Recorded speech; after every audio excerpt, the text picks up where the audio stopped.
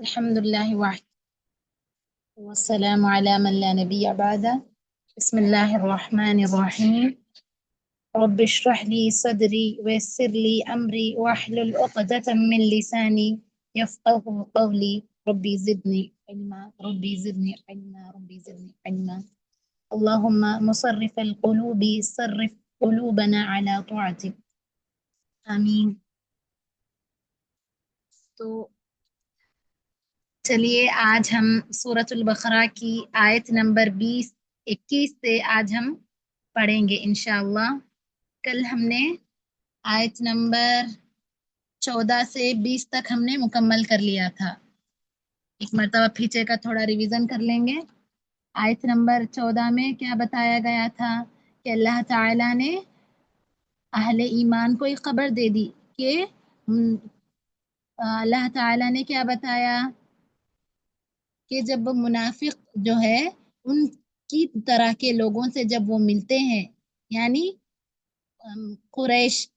قریش کے سردار اور اسی طرح یہود سے جب وہ ملتے ہیں تو وہ کیا کہتے ہیں؟ ہم آپ کے ساتھ ہیں، اس طرح کہتے ہیں۔ اور جب مسلمانوں کے ساتھ ملتے ہیں تو وہ کہتے ہیں کہ ہم آپ کے ساتھ ہیں، اس طرح وہ مذاق بنائے پھرتے ہیں۔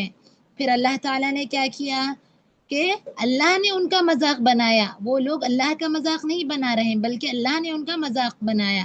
اللہ نے کس طرح بنایا کہ اللہ تعالیٰ نے انہیں جو ہے ان کے سرکشی میں، ان کے فساد میں جو ہے انہیں مہلت دے دی، تو جس میں وہ زیادہ کر گئے، اور آخرت میں اللہ تعالیٰ نے انہیں رسوائی کے ساتھ ذلیل کر دیا، رسوائی اور ذلیل کر دیا آخرت میں۔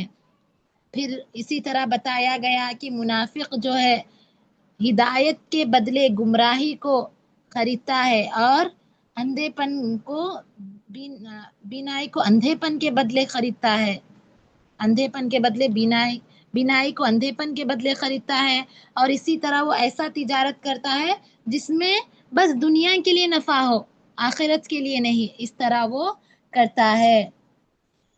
تو کل پچھلی والی آیتوں میں ہم نے منافق کے بارے میں جان لیا تھا کہ منافق کیا کرتا ہے اور وہ کس طرح انسانوں کو دھوکہ دیتا ہے، اللہ کے بندوں کو، اور وہ گمان کرتا ہے کہ میں تو اللہ کو بھی دھوکہ دے رہا ہوں کر کے، جبکہ وہ اللہ کو دھوکہ نہیں دے رہا ہے بلکہ اپنے آپ کو وہ دھوکے میں ڈال رہا ہے۔ تو اس کے بعد دیکھیے، چلیے شروع کرتے ہیں۔ بسم اللہ الرحمن الرحیم۔ آیت نمبر 21 دیکھیے۔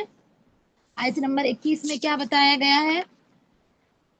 یا ایھا الناس اعبدوا ربکم الذی خلقکم والذین من قبلکم لعلکم تتقون۔ یا ایھا الناس، اے لوگوں، اعبدوا، تم عبادت کرو، ربکم الذی، تمہارے رب کی، ربکم کے معنی تمہارے رب، الذی، جس نے، خلقکم، تمہیں پیدا کیا، والذین، اور ان لوگوں کو بھی، من قبلکم، تم سے پہلے، لعلکم تتقون، لعلکم، شاید کہ تم، تتقون، پرہیزگاری کر سکو، پرہیزگار بن جاؤ۔ پھر سے ترجمہ دیکھیے۔ یا ایھا الناس، اے لوگوں جو ایمان لائے ہو، عبدو، عبادت کرو، ربکم، تمہارے رب کی، الذی، جس نے، خلقکم، تمہیں پیدا کیا ہے، والذین، اور تم سے پہلے جو لوگ تھے، من قبلکم، تم سے پہلے، والذین، اور جو تھے، من قبلکم، تم سے پہلے، لعلکم تتقون، شاید کہ تم پرہیزگار بن جاؤ۔ اور اسی طرح 22 والی آیت بھی دیکھ لیجئے، دونوں کی تفسیر ایک ہی ہے تو دونوں کی ایک ساتھ میں بتا دوں گی۔ آیت نمبر 22 کا بھی ترجمہ دیکھ لیجئے۔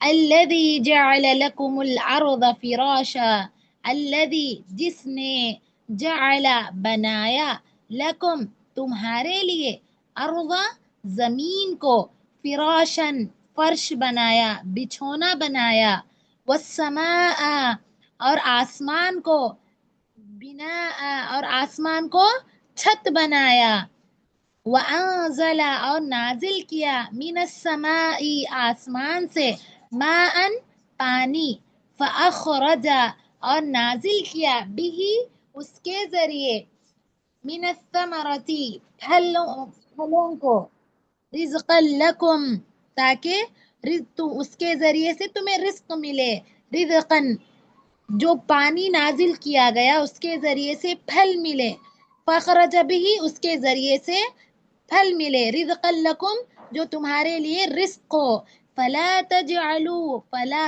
پس نہ بناؤ، فلا تجعلوا پس نہ بناؤ للہ اللہ کے لیے، اللہ کے ساتھ، اندادن کسی کو شریک، وانتم تعلمون وانتم اور تم تعلمون جانتے ہو۔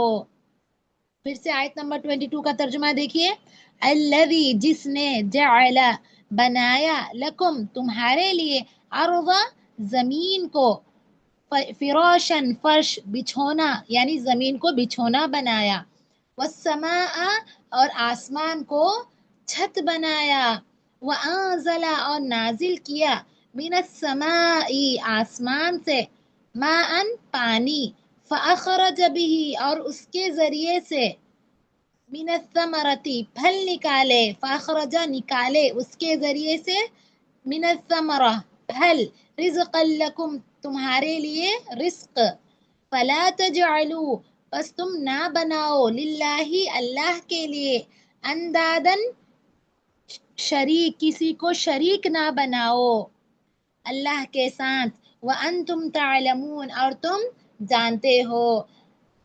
اب دیکھیں ان دو آیتوں میں کیا بتایا جا رہا ہے، ان دو آیتوں میں دیکھیے، پہلی والی آیت میں تو اللہ تعالیٰ نے کیا بتایا کہ تم جو ہے میری عبادت کرو، اللہ تعالیٰ اپنے بندوں سے مخاطب ہو رہا ہے کہ تم جو ہے میری عبادت کرو، کس کی؟ جس نے تمہیں پیدا کیا، اللہ تعالیٰ یہاں پر بتا رہا ہے تم اس کی عبادت کرو جس نے تمہیں پیدا کیا۔ ہمیں کس نے پیدا کیا؟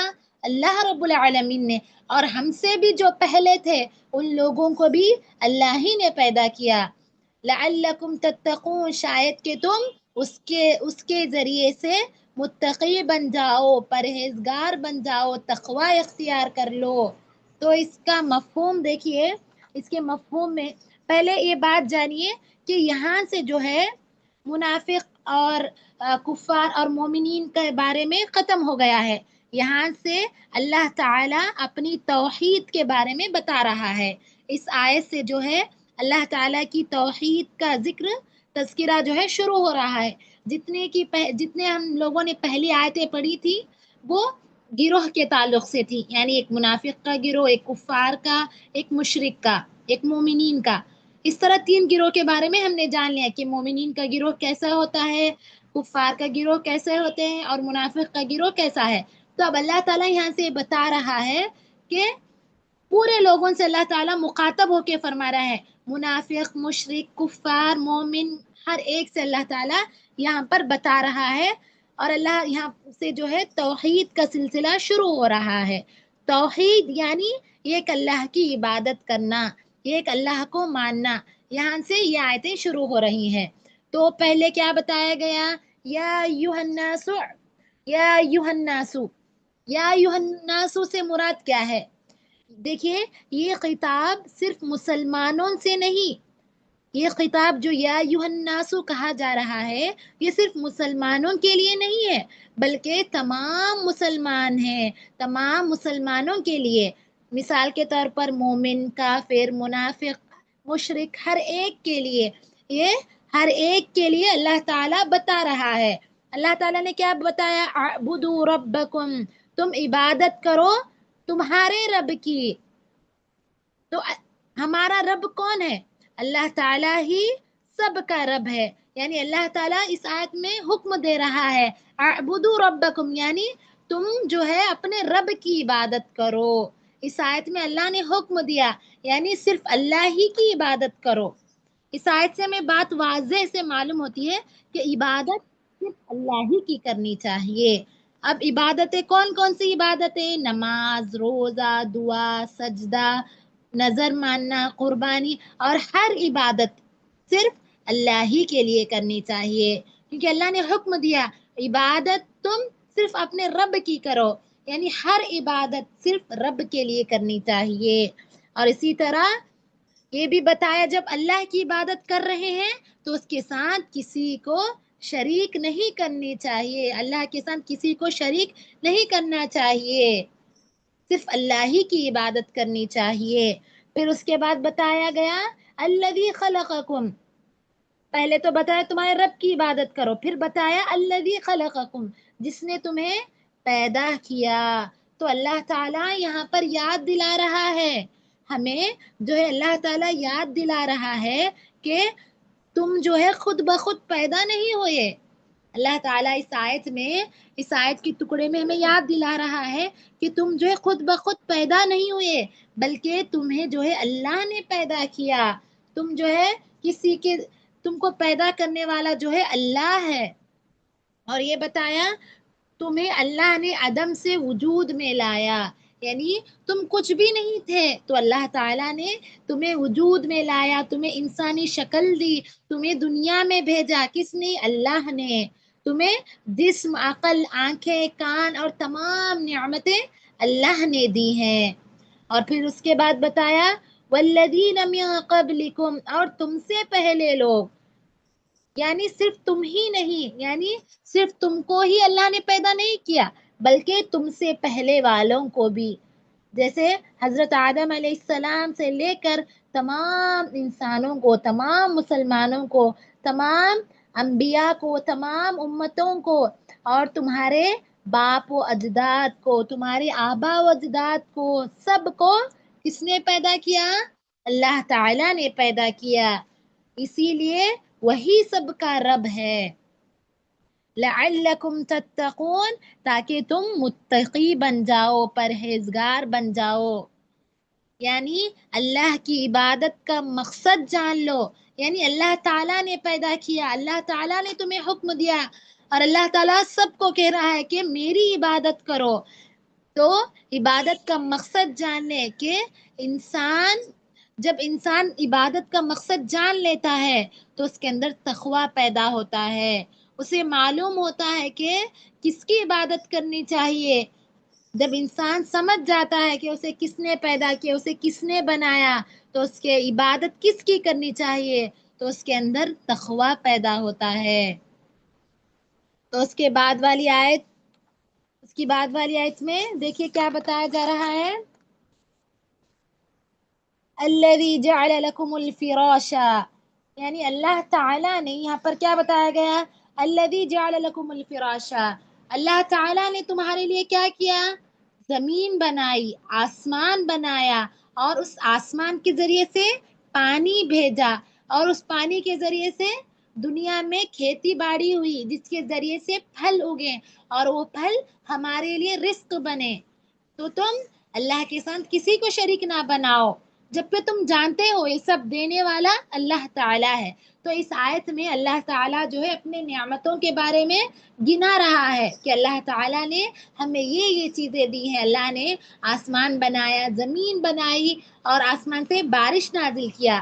تو پہلے کیا بتایا اللہ نے کہ اللہ تعالیٰ نے زمین بنائی، اللہ تعالیٰ نے زمین کو اس طرح بنایا کہ انسان جو ہے اس پر آرام سے چل سکے، آرام سے رہ سکے، یعنی زمین ایسی بنائی کہ اس زمین پر انسان چل سکے، رہ سکے، اس زمین پر کھیتی کر سکے اور اپنی ضروریات کو پوری کر سکے۔ اس طرح اللہ تعالیٰ نے زمین کو بنایا۔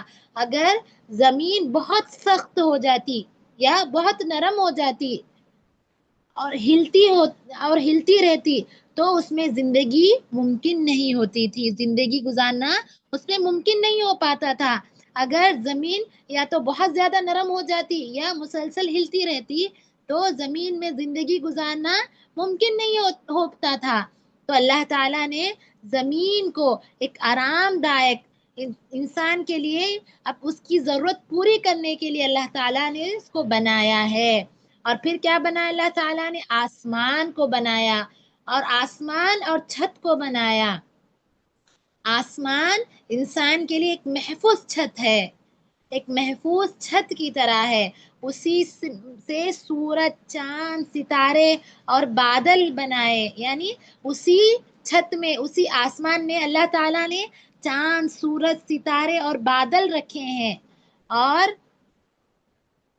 और यही जमीन का निज़ाम को कायम रखता है। यही आसमान जो है जमीन के निज़ाम को कायम रखता है। और उस आसमान से अल्लाह ताला ने क्या किया? पानी बरसाया, यानी बारिश नाजिल फरमाई। बारिश अल्लाह ताला की तरफ से एक बहुत बड़ी नेमत है।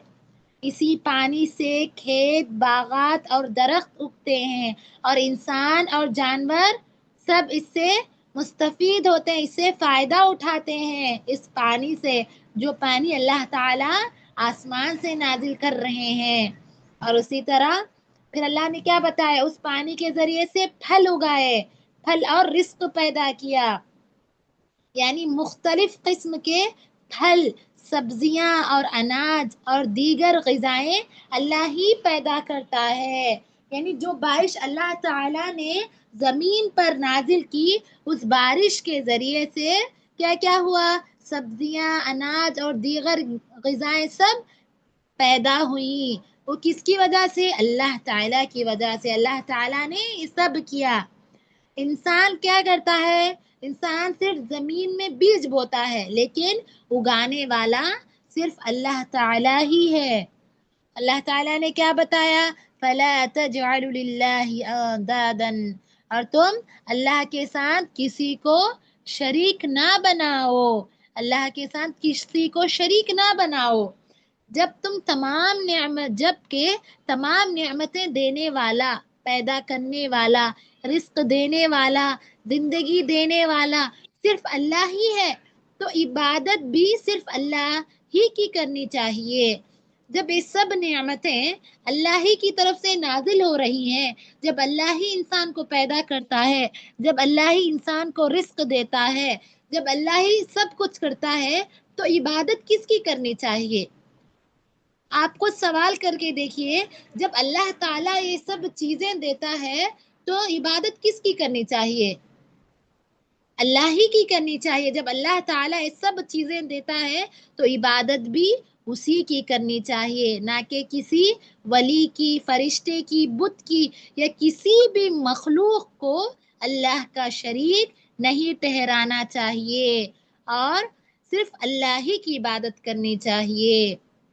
अगर हम आज के दौर में देखेंगे, तो लोगों को मालूम है कि ऐसा नहीं करना चाहिए, इसके बावजूद भी वो क्या करते हैं? दरगाहों में जाते हैं, हाँ, और कहीं कहीं ऐसी जगह जाते हैं, जाकर क्या करते हैं? उनसे मदद हासिल करते हैं, जबकि कुरान में वाज़ेह तौर पर बता दिया गया है कि सब नेमतों को, सब चीज़ों को देने वाला सिर्फ अल्लाह ही है, औलाद देने वाला भी अल्लाह है। आजकल अक्सर लोग क्या करते हैं? औलाद की शिकायत लेकर बाबाओं के पास चले जाते हैं, दरगाह की तरफ रुख होते हैं, जबकि अल्लाह ताला ने बता दिया, खलक़कुम, मैं ही पैदा करने वाला हूँ, मैं ही पैदा करने वाला हूँ, अल्लाह ने बता दिया। इसके बावजूद भी वो बाबाओं की तरफ रुख करते हैं। अल्लाह ताला ने फिर क्या बताया? वअन्तुम तालमून, और तुम जानते हो, यानी हम लोग जानते हैं। कुरान में देखिए ये बात भी बता दी गई है कि हम जानते हैं, जानते बूझते हुए हम ऐसी हरकतें करते हैं। अल्लाह ताला ने बता दिया, और तुम जानते हो कि खालिक सिर्फ अल्लाह है, बारिश सिर्फ अल्लाह दे सकता है, रिस्क सिर्फ अल्लाह दे सकता है, पूरी कायनात का मालिक जो है सिर्फ अल्लाह ही है। फिर भी किसी और की इबादत करना या उससे अल्लाह का शरीक ठहराना, ये दुरुस्त नहीं है। हमें मालूम है, फिर भी इसके बावजूद ऐसा ही करते हैं आजकल के लोग। ऐसा करना दुरुस्त नहीं है। तो इसकी तफसीर देखिए, इन दोनों आयतों की क्या बताई गई है कि हिदायत और जलालत के एतबार से इंसानों के 3 गिरोहों का तज़किरा कर करने के बाद अल्लाह ताला की वहदानियत और उसकी इबादत की दावत तमाम इंसानों को दी जा रही है। यानी इसकी तफसीर में ये बताया जा रहा है कि पहले की जो आयतें हमने पढ़ी थी, यानी पहले हमने 3 गिरोह के ताल्लुक से पढ़ा था। कौन कौन सी? मोमिनीन, एक मुनाफिकीन, एक कुफ्फार। ये तीनों गिरोह के ताल्लुक से हमने पढ़ा था। एक गिरोह हिदायत पर है और बाकिया 2 गिरोह जो है जलालत, गुमराही पर है। تو ان گروہوں کا تذکرہ ہونے کے بعد، یعنی ان آیتوں کے بعد جو ہے اللہ تعالیٰ نے یہ آیتیں ذکر کی، یا ایھا الناس والی آیتیں ذکر کی، جس میں اللہ کی وحدانیت ہے، اللہ کی عبادت کے تعلق سے یہ آیتیں آئی ہیں۔ کیوں؟ کیونکہ اللہ تعالیٰ بتا رہا ہے کہ سبھی کو میں نے پیدا کیا ہے، تو تم میری عبادت کرو کر کے اللہ تعالیٰ اس آیت میں بتا رہا ہے۔ اللہ تعالیٰ نے انہیں عبادت کی دعوت دی ہے، تمام انسانوں کو اس آیت میں اللہ کی عبادت کی دعوت دی جا رہی ہے، اور فرمایا کہ جب تمہارا اور کائنات کا خالق اللہ ہے، تمہاری تمام ضروریات کو پورا کرنے والا وہی ہے، تو پھر تم اسے چھوڑ کر کیوں دوسروں کی عبادت کرتے ہو؟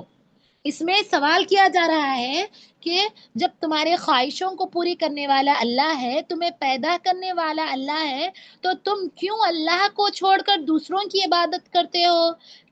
تم کیوں اللہ کو چھوڑ کر کسی اور سے مدد مانگتے ہو، ولی سے؟ اس طرح اس تفسیر میں سوال کیا جا رہا ہے۔ آیت میں تو واضح بتا دیا گیا ہے کہ سب چیزوں کا دینے والا صرف اللہ ہے، تو اس کے باوجود بھی تم کیوں اللہ کو چھوڑ کر کسی اور کی عبادت کرتے ہو؟ اگر آپ کسی کو دعوت دے رہے ہیں یا پھر کسی کو سمجھا رہے ہیں، توحید پر لا رہے ہیں، تو آپ انہیں یہ آیتیں بتائیے، اس کا خلاصہ بتائیے، شاید کہ وہ اس بات کو آسانی سے سمجھ سکیں۔ دیکھیں، اس آیت میں بہت اچھی طریقے سے بتایا گیا ہے کہ پیدا کرنے والا، رزق دینے والا، ہر چیز دینے والا اللہ ہے، تو پھر تم کیوں اللہ کو چھوڑ کر کسی اور کی عبادت کرتے ہو؟ دوسروں کو اس کا شریک کیوں ٹھہراتے ہو؟ جب سب کچھ اللہ دے رہا ہے، اللہ خود بول رہا ہے کہ مجھ سے مانگو، تو تم کیوں اللہ کو کسی کا شریک ٹھہراتے ہو؟ آپ ہی بتائیے کہ اللہ کو کسی ولی کی ضرورت ہوتی ہے؟ ہرگز نہیں، بلکہ خود اللہ سے مانگیے، اللہ تعالیٰ دے گا۔ تو یہاں پر بتایا جا رہا ہے دوسروں کو اس کا شریک کیوں ٹھہراتے ہو، اور پھر بتایا گیا ہے کہ اگر تم عذاب سے بچنا چاہتے ہو تو صرف اسی کی عبادت کرو، تو صرف اللہ ہی کی عبادت کرو۔ اگر تم اس کے عذاب سے بچنا چاہتے ہو تو اس کا ایک ہی طریقہ ہے کہ تم ایک اللہ کو مانو، اس کی عبادت کرو، اور جانتے بوجھتے ہوئے شرک کا ارتکاب مت کرو، شرک سے بچ جاؤ۔ یہاں پر یہ بات بتائی جا رہی ہے کہ شرک سے بچ جاؤ، اگر تم شرک میں مبتلا ہوگے تو تمہیں عذاب دیا جائے گا۔ وہ کیسا عذاب؟ انشاءاللہ ہم اگلی والی آیت میں پڑھیں گے۔ امید ہے کہ آپ کو یہ دونوں آیتیں جو ہے اچھی طرح سے سمجھ میں آ گئی ہوں گی۔ تو چلیے اس کے بعد والی آیت میں آگے بڑھتے ہیں۔ 23 والی آیت دیکھیے، وَإِن كُنتُمْ فِي رَيْبٍ مِّمَّا نَزَّلْنَا عَلَىٰ عَبْدِنَا فَأْتُوا بِسُورَةٍ مِّن مِّثْلِهِ وَادْعُوا شُهَدَاءَكُم مِّن دُونِ اللَّهِ إِن كُنتُمْ صَادِقِينَ۔ وَإِن اور اگر کنتم تمہیں فی ریب کچھ شک ہو، وَإِن اور اگر کنتم تمہیں فی ریب کچھ شک ہو، مما جو کچھ نزلنا ہم نے نازل کیا، علی عبدنا ہمارے بندوں پر، وَإِن كُنتُمْ فِي رَيْبٍ مِّمَّا نَزَّلْنَا عَلَىٰ عَبْدِنَا اور اگر تمہیں کچھ شک ہو جو کچھ ہم نے نازل کیا علی عبدنا ہمارے بندوں پر، قالوا تو کہا گیا ان سے، قالوا نہیں، معذرت چاہتی ہوں، علی عبدنا فأتو تو تم لے آؤ، فأتو تو تم لے آؤ، بسورۃ ایک ایسا سورہ، من مثلہ اسی جیسا، یعنی اسی قرآن کے جیسا، وَإِن كُنتُمْ اور اگر تمہیں شک ہے، مما نزلنا جو کچھ ہم نے نازل کیا، علی عبدنا ہمارے بندے پر، تو فأتو تو تم لے آؤ، بسورۃ ایک ایسا سورہ، من مثلہ اسی جیسا، وادعوا اور بلاؤ شہداءکم تمہارے مددگاروں کو، من دون اللہ اللہ کے سوا، ان کنتم صادقین اگر تم सच्चे हो। इन कुंतुम अगरचे तुम सादिकीन सच्चे हो। फिर से तर्जुमा देख लीजिए। व इन कुंतुम और अगर तुम शक में, और अगर तुम फी रैबिम शक करते हो, मिम्मा नज़्ज़लना जो कुछ हमने नाजिल किया, अला अब्दिना हमारे बंदे पर, फ़अतू तो तुम ले आओ, बिसूरतिम इसी जैसा एक सूरा, मिन मिस्लिही इसी जैसा, वदउ और बुलाओ, शुहदाअकुम तुम्हारे मददगारों को, मिन दूनिल्लाही अल्लाह के सिवा, इन कुंतुम सादिकीन अगरचे तुम सच्चे हो। तो इस आयत में देखिए यहाँ पर क्या बताया जा रहा है। पहली आयत में तो अल्लाह ताला ने अपने वहदानियत के ताल्लुक से जिक्र किया कि तुम मेरी इबादत करो, और अल्लाह ने अपनी नियामतों के बारे में गिनाया। फिर उसके बाद अल्लाह ताला ने ये बताया कि अगर तुम मेरी नियामतों में शक करते हो, और जो किताब मेरे बंदे पर यानी मोहम्मद सल्लल्लाहु अलैहि वसल्लम पर जो किताब नाजिल हुई है उस पर अगर तुम शक करते हो, तो तुम एक ऐसा ही सूरा लेकर आओ। जो किताब यानी कुरान पर अगर तुम शक करते हो कि ये किताब अल्लाह की तरफ से नहीं है, ये किताब झूठी है, अगर तुम इस तरह इसमें शक करते हो, तो तुम एक ऐसे ही सूरत लाओ इसी की तरह, या फिर तुम अपने मददगारों को बुलाओ अल्लाह के सिवा जिसकी तुम इबादत करते हो, इनको तुम सादिकीन अगरचे तुम सच्चे हो तो। यानी अल्लाह ताला यहाँ पर उन लोगों से कह रहा है जो जिनके दिलों में शक था कि ये किताब सच है या सच नहीं है, जो किताब नबी सल्लल्लाहु अलैहि वसल्लम पर नाजिल हुई यानी कुरान, कुरान के ताल्लुक से उन्हें शक था कि सच है या गलत। तो ऐसे लोगों के ताल्लुक से अल्लाह ताला बोल रहा है कि तुम्हें अगर शक है तो तुम एक ऐसा ही सूरा लेकर आओ जैसे कुरान में है, और तुम अपने मददगारों को बुलाओ अगरचे तुम सच्चे हो। तो देखिए इस आयत में अल्लाह ताला इस आयत की तफसीर में देखिए क्या बताया जा रहा है। इस आयत में तौहीद के बाद यानी पहली वाली आयत में तो तौहीद का जिक्र किया गया है यानी अल्लाह की वहदानियत के ताल्लुक से, तो तौहीद के बाद कहा जा रहा है यानी तौहीद के बाद जो है तौहीद साबित होने के बाद, यानी ऊपर वाली आयत में जैसा कि तौहीद साबित हो गई अल्लाह की, तो उसके साबित होने के बाद ये कहा जा रहा है कि मोहम्मद सल्लल्लाहु अलैहि वसल्लम अल्लाह के सच्चे रसूल है। ये कहा जा रहा है कि जो मोहम्मद सल्लल्लाहु अलैहि वसल्लम जो है अल्लाह के सच्चे रसूल है, क्योंकि जो कुरान उन पर नाजिल हुआ है वो अल्लाह ही का कलाम है। जो किताब नबी सल्लल्लाहु अलैहि वसल्लम पर नाजिल हुई है वो अल्लाह ही का कलाम है। अगर किसी शख्स को उस किताब में शक हुआ कि कुरान जो है अल्लाह का कलाम नहीं है, तो अल्लाह ताला ने उसे चैलेंज दिया है। उसे अल्लाह ताला ने क्या कहा, चैलेंज दिया, फ़अतू बिसूरा कहा। अल्लाह ताला ने उसे कहा कि तुम ऐसा ही एक सूरा लेकर आओ, और फिर कहा अगर तुम अपने उस दावे में सच्चे हो, अगर तुम अपने शक में सच्चे हो, तो उस कुरान जैसी एक सूरत बनाकर ले आओ। उस कुरान अगर तुम सच्चे हो तो कुरान में जैसा एक सूरा है उसी तरह एक सूरा बनाकर लेकर आओ।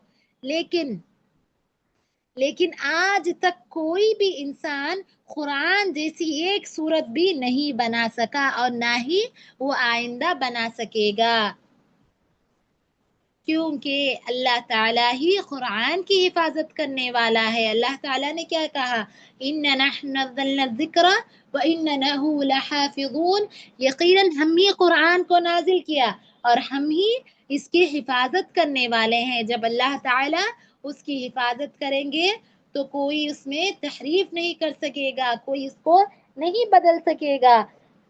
तो आज तक भी कोई भी कुरान जैसी एक आयत भी नहीं लाया है।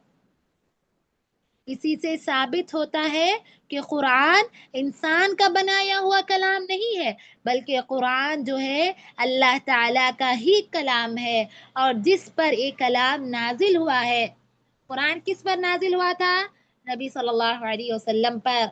यानी जिस पर कुरान नाजिल हुआ यानी मोहम्मद सल्लल्लाहु अलैहि वसल्लम पर کہ وہ اللہ کے، اور اس بات پر بھی یقین رکھنا چاہیے کہ نبی صلی اللہ علیہ وسلم جو ہے اللہ کے سچے رسول ہے، اور ان کی رسالت پر بھی ہمیں ایمان لانا چاہیے۔ اگر جہنم کی آگ سے بچنا چاہتے ہیں تو ہمیں ایمان لانا چاہیے اللہ کی کتاب پر، جو کچھ اللہ تعالی نے نازل کیا ہے اس پر، اور کافر جو کافروں کے لیے تیار کی گئی ہے، یعنی جو جہنم کی آگ کافروں کے لیے تیار کی گئی ہے اس سے ہم بچنا چاہتے ہیں، تو ہمیں اس کتاب میں کوئی شک و شبہ نہیں کرنی چاہیے، کیونکہ یہ کتاب اللہ کی طرف سے نازل کردہ کتاب ہے۔ تو اس کے بعد والی آیت دیکھ لیجئے، آیت نمبر 24۔ فَإِن لَمْ تَفْعَلُوا وَلَا تَفْعَلُوا فَاتَّقُوا النَّارَ الَّتِي وَقُودُهَا النَّاسُ وَالْحِجَارَةُ أُعِدَّتْ لِلْكَافِرِينَ۔ فَإِن لَمْ تَفْعَلُوا، فَإِن لَمْ پس اگر تم، لم تفعلوا نہیں کرو گے، نہیں کر سکو گے، ولا تفعلوا اور تم ہرگز نہیں کر سکو گے، فَإِن لَمْ تفعلوا، فَإِن لَمْ تفعلوا پس اگر تم نے نہ کیا، وَلَا تَفْعَلُوا اور تم ہرگز نہیں کر سکو گے، فَاتَّقُوا تو تم بچو، النَّارُ آگ سے، الَّتِي جو، وقودها تیار کی گئی ہے، الَّتِي جو تیار کی گئی ہے، وقودها اور ایندھن ہے، النَّاسُ لوگوں کے لیے، والحجارہ اور پتھر ہے، یعنی اس آگ کا ایندھن جو ہے۔ پھر سے دیکھیے اس کا ترجمہ، فَإِن لَمْ تَفْعَلُوا پس اگر تم نے نہ کیا، وَلَن تَفْعَلُوا اور تم ہرگز نہیں کر سکو گے، فَاتَّقُوا النَّارَ تو تم بچو، فَاتَّقُوا النَّارَ تو تم بچو اس آگ سے، الَّتِي جو، جس کا ایندھن، وقودها جس کا ایندھن، الناس والحجارہ، الناس کے معنی انسان، والحجارہ پتھر ہے، جس کا ایندھن انسان اور پتھر ہے، اعدت جو تیار کی گئی ہے، للکافرین کافروں کے لیے۔ پھر سے ترجمہ دیکھیے، فَإِن لَمْ تَفْعَلُوا پس اگر تم نے نہ کیا، یعنی کیا نہ کیا، اگر وہ آیت نہیں بنا سکے، وَلَا تَفْعَلُوا اور تم ہرگز نہیں بنا سکو گے، یعنی اللہ تعالیٰ یہاں پر بتا دے رہا ہے کہ تم جو ہے قرآن کے جیسی کوئی آیت نہیں بنا سکو گے، تم ہرگز نہیں کر سکو گے، فَاتَّقُوا تو تم بچو، النَّارُ ایسی آگ سے، الَّتِي وَقُودُهَا جس کا ایندھن، جس آگ کا ایندھن لوگ اور پتھر ہے، اعدت جو تیار کی گئی ہے، للکافرین کافروں کے لیے۔ اب اس کی تفسیر دیکھیے، فَإِن لَمْ تَفْعَلُوا کی تفسیر دیکھیے، یہ قرآن کریم کی صداقت کی ایک واضح دلیل ہے، یعنی اللہ تعالیٰ نے کیا بتایا، فَإِن لَمْ تَفْعَلُوا اگر تم ایسا نہیں کرو گے اور تم ہرگز نہیں کر سکو گے، یعنی اللہ تعالیٰ نے بتا دیا کہ تم جو ہے قرآن کے جیسی ایک صورت نہیں لا سکو گے، قرآن کے جیسی صورت تم ہرگز نہیں لا سکو گے، اللہ تعالیٰ نے یہ بات بھی بتا دیا، یعنی ایک واضح دلیل ہے قرآن کی صداقت کے لیے، قرآن کی سچائی کے لیے ایک واضح دلیل ہے کہ قرآن جو ہے سچا کلام ہے، قرآن اللہ ہی کا کلام ہے کر کے ایک واضح دلیل ہے۔ اور اسی طرح اللہ تعالیٰ نے تمام کافروں کو چیلنج دیا گیا تھا کہ تم جو ہے قرآن جیسی ایک صورت بنا کر لے آؤ، جیسا کہ پچھلے آیت میں ہم نے پڑھا کہ قرآن جیسی ایک صورت لے کر آؤ کر کے، لیکن وہ آج تک بھی اس کا جواب دینے سے عاجز و قاصر ہیں، آج تک بھی اس کا جواب وہ نہیں دے سکے، یعنی قرآن جیسی صورت وہ ہرگز نہیں لا سکیں، کیونکہ اللہ تعالیٰ نے وَلَا تَفْعَلُوا بتا دیا، تم ہرگز نہیں کر سکو گے، قرآن جو ہے اللہ ہی کا کلام ہے، کسی انسان کا نہیں، انسان اسے ہرگز نہیں کر سکے گا، وہ آج تک بھی اس جواب سے عاجز اور قاصر ہیں، اور یقیناً قیامت تک بھی وہ عاجز اور قاصر رہیں گے. وہ قرآن جیسی ایک سورت بھی نہیں لا سکیں گے، ایک آیت بھی وہ نہیں بنا سکیں گے. پھر اس کے بعد کیا بتایا گیا؟ وقودها الناس والحجارہ، وقودها اور ایندھن ہے لوگ اور پتھر. یہاں پر لوگ سے کون مراد ہے؟ یہاں پر کیسے لوگوں کو جو ہے آگ میں ڈالا جائے گا؟ یعنی ایسے لوگ جو کافر اور مشرک تھے، جنہوں نے اللہ پر ایمان نہیں لایا تھا. یہاں پر الناسو سے مراد جو ہے ایسے لوگ جو مشرک ہے، جو اللہ کے ساتھ کسی کو شریک ٹھہراتے ہیں، جو اللہ پر ایمان نہیں رکھتے، ایسے لوگ. اور پتھر سے کیا مراد ہے؟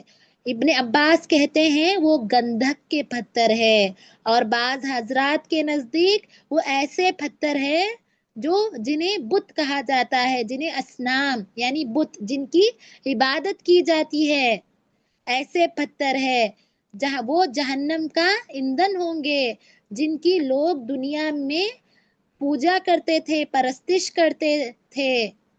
جیسا کہ قرآن مجید میں بتایا گیا ہے، انکم وما تعبدون من دون اللہ حسب جہنم، تم اور جن کی تم عبادت کرتے ہو، یعنی ایسے لوگ جو بت کی عبادت کرتے ہیں، تم اور جن کی تم عبادت کرتے ہو اللہ تعالی کے سوا، اللہ تعالی کے سوا جن کی تم عبادت کرتے ہو وہ جہنم کا ایندھن ہوں گے. یعنی ایسے بت جن کی تم عبادت کرتے ہو اور ایسے لوگ جو بت کی عبادت کرتے ہیں، وہ کل روز قیامت کے دن جہنم کی آگ کے ایندھن بنیں گے. اور پتھر ایسا پتھر جو کہ آگ کو بہکائے گا، آگ کو اور زیادہ کرے گا، ایسا پتھر اور ایسے لوگ. یہاں پر پتھر سے مراد ایک اصنام بتایا گیا اور ایک گندھک کا پتھر بتایا گیا. تو یہ پتھر اور ایسے لوگ جو بت کی عبادت کرتے تھے، ایسے لوگوں کو جہنم میں ڈالا جائے گا اور وہ اس جہنم کی آگ کے ایندھن بنیں گے. اور پھر بتایا گیا وَعِدَّتْ لِلْكَافِرِينَ، اور یہ کافروں کے لیے تیار کی گئی ہے. کیا تیار کی گئی ہے؟ جہنم کی آگ تیار کی گئی ہے. تو اس سے ہمیں بات معلوم ہوتی ہے کہ جو جہنم ہے اصل میں کافر اور مشرکوں کے لیے تیار کی گئی ہے. اور دوسری بات یہ معلوم ہوتی ہے کہ جنت اور دوزخ جو ہے موجود ہیں، جنت اور دوزخ کا وجود ہے. یعنی آج بھی جنت اور دوزخ جو ہے موجود ہے، جس کو اللہ تعالیٰ نے تیار کر کے رکھا ہے، وہ آج بھی موجود ہیں اور اللہ تعالیٰ کے مخلوق ہیں، جو اس وقت بھی ثابت ہے. اور یہی سلف امت کا عقیدہ ہے کہ جنت و جہنم دونوں موجود ہے. اور اس کے بعد ٹھیک ہے، آج یہاں تک ہم کر لیں گے، انشاءاللہ کل 25ویں آیت کر لیں گے انشاءاللہ. ٹھیک ہے، یہاں تک ختم کر دیں گے. سبحانک اللہم وبحمدک اشہد ان لا الہ الا انت استغفرک واتوب الیک. السلام علیکم ورحمۃ اللہ.